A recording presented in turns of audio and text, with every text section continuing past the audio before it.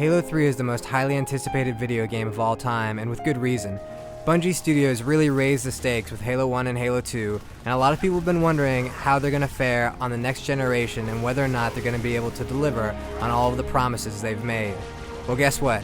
They do deliver. Halo 3 is friggin' awesome. Veteran players of Halo are going to notice a few things right off the bat when they start playing Halo 3.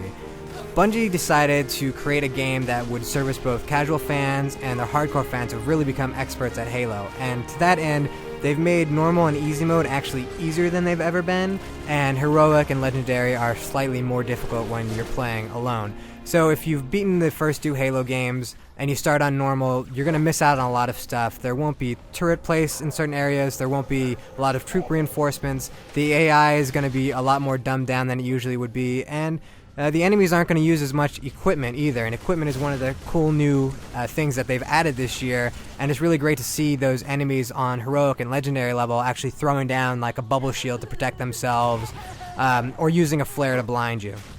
As you know, Master Chief is pretty proficient with beating the crap out of people with his fist, but really he's a lot better with a gun, and while we still have a lot of the old favorites coming back, there are a few cool weapons that have been added. We've got the Spartan laser, which basically zooms in and fires this laser that destroys anything, vehicles, whatever it hits. You've got a flamethrower. Yes, finally Halo has a flamethrower, and it's got a really cool looking effect, and guys will actually catch on fire. There are also a couple of new grenades that you'll get to fool around with. There's a spike grenade, which can stick anywhere, and then it shoots out spikes everywhere, does a lot of damage. Dual wielding, which was added for Halo 2, is back again in Halo 3, but it's a lot less prominent, and that's because the battle rifle is actually the most efficient weapon in the game, and that's of course something that you can't dual wield. One of the other big improvements is actually to the energy swords, which in Halo 2 the whole idea was just to lock onto a guy and you just instant kill. Well, now there's a little bit more depth to it, where if two guys swing their swords at the same time, they'll actually clash swords and both be stunned for a moment. So you get into these battles where guys are just hitting swords again and again trying to get at each other, and it almost becomes elegant. It's like swashbuckling in the Halo universe. Now the Spartan laser, flamethrower, fire bombs, those are all going to be cool, but the weapon that's really going to catch on and grab your attention is going to be the gravity hammer. And this bad boy is sort of like having Babe Ruth's bat in your hand, and you just can knock guys, swat them all over the place. You can even swat vehicles, knock over warthogs, send mongooses flying. It's a whole lot of fun.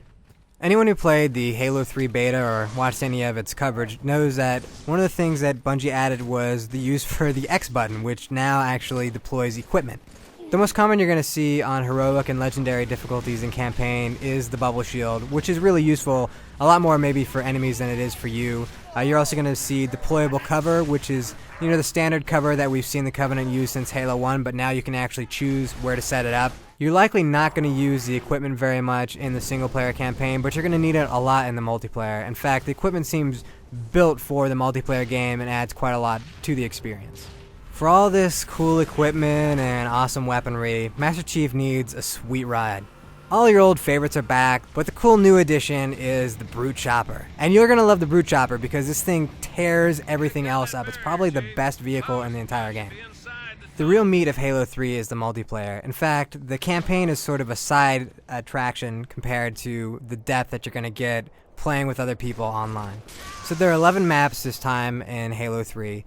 And they're all actually pretty good. There's Sandtrap, which is this really cool big open desert map where you're actually going to get to ride in these elephants, which are just giant troop carriers. There's Isolation, which is a nice two-tone map where on the top it's all grassy and serene, and down below it's gritty and dirty tunnels with these bunkers that have these little gun slots that if you're really talented you can throw a grenade through. And there are several maps that are going to be awesome simply because they feature the man cannon. Those are maps such as Valhalla and Narrows.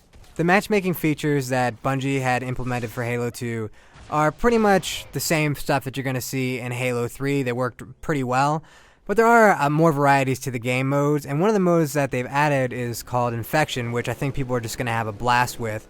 The real customization is going to come with the Forge, which is just this awesome in-depth level editor. You can go into any of the 11 maps that are already in Halo and change them around. So you can turn into a monitor, which is, what Guilty Sparks is, fly around, pick up any object in the environment, move it where you like, remove it from the game, and then you have a buy system that sort of works like Counter-Strike, At the same time, though, you can actually have battles going on in the Forge so that you have people messing around with the Forge all the time, so that as one guy's shooting you, another guy turns into the monitor and he just drops a mongoose down so the guy can hop in it and get away quickly. Or if you're playing with your buddy, he can be like, hey, rocket launcher. You can just buy the rocket launcher, drop it in front of him, he picks it up, and you're fighting in tandem. You might have noticed while watching this video review that we've been able to detach the camera from Master Chief's first-person view, swing it around, pause the game, look at these awesome explosions, and really show just the beauty of the special effects that are in Halo 3 and just the amount of detail in the environments. The thing is, you can do this too with the replay editor. The replay editor automatically saves anytime you play a game, whether you're playing campaign, co-op, multiplayer. It's going to save that as a temporary file, and these files are only a few megabytes big because it's just 3D game data that basically is being reproduced when you do the replay. Then you can record your camera movements and actually create your own cinematic clips which you can upload for other people to view, and while they can watch what you've done, they can also just stop at any time and, press the Y button, detach the camera, and go do what they like and see what they want to see. After listening to all the wonderful things that Halo 3 has to offer, you may be wondering why this game doesn't score a perfect 10. And unfortunately, I hate to break it to you, but the main reason why this game is not a perfect 10 is because of the campaign mode. Though they've fixed some of the problems with backtracking, Bungie still has a lot of moments where you're going to be going back through levels for no real reason. Also, the AI of your teammates just isn't that great. When you're playing single player, you'll have the Arbiter often as your co-op buddy just sort of being run by the AI. He's an asstard. He'll just be staring at walls sometimes. He won't shoot. He dies a lot. I'll tell you what, those Covenant guys, they like to get shot in the face quite often. He'll be dead most of the time. He's really pretty much useless, and there's no point in having an AI-controlled character with an arrow over him letting you know he's your AI buddy, unless he's actually going to be competent. This is like playing with your 4-year-old sister who's blind. My other issue is actually with the story. Yes, you do finish the fight, and yes, you really get to feel like Master Chief is saving the day once again. But Bungie actually raised a lot of interesting points and some interesting issues with the Elite and sort of that religious battle that was going on within them, and that's completely abandoned. While I don't want to be playing as the Arbiter through half the game, at the same time, I don't want that storyline to be completely dropped, and it really feels like that's what's happened. But what it really boils down to is just that the campaign isn't as fun as it was in Halo 1. And that's the ultimate thing. You want the game to be just as fun as it always was.